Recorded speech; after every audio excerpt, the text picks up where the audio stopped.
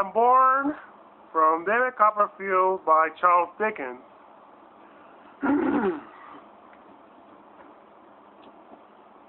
Whether I shall turn out to be the hero of my own life, or whether that station will be held by anybody else, this page is my show. To begin my life, with the beginning of my life, I record that I was born, as I have been informed and believed, on a Friday at 12 o'clock at night. It was remarked that the clock began to strike, and I began to cry simultaneously. In consideration of the day and the hour of my birth, I was declared by the nurse and by some sage women in the neighborhood who had taken a lively interest in my several months before there is any possibility of our becoming personally acquainted. First, that was I was destined to be unlucky in life, and secondly, that I was privileged to see ghosts and spirits.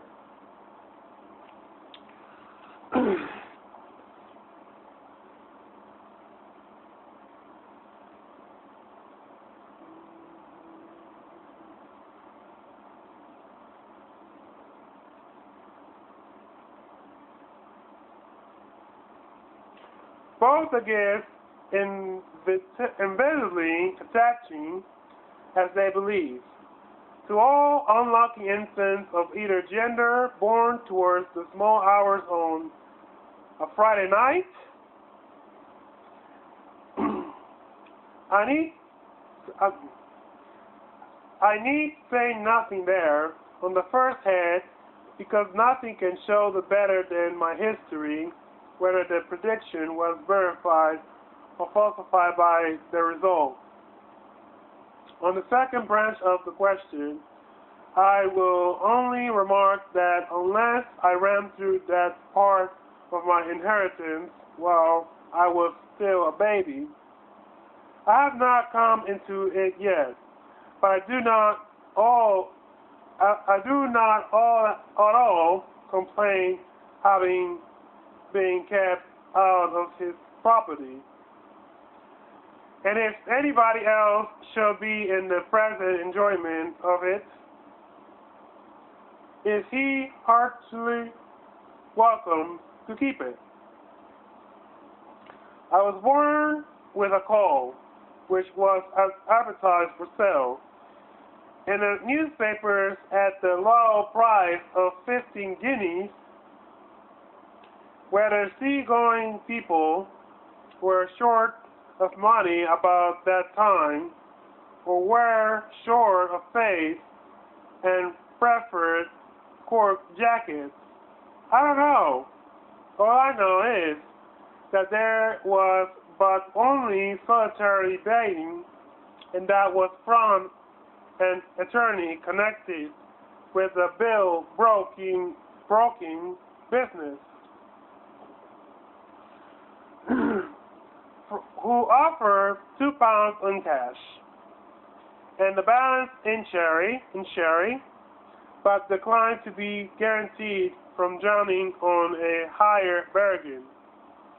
Consequently, the advertisement would withdraw a dead loss. For as to sherry, my poor dear mother's own sherry was in the market then, and 10 years afterwards, the coal was put up in a raffle down, part of the country. The 50 members at the half a crown ahead, the winner spent 5 shillings. I was present myself, and I remember to have felt quite uncomfortable and confused.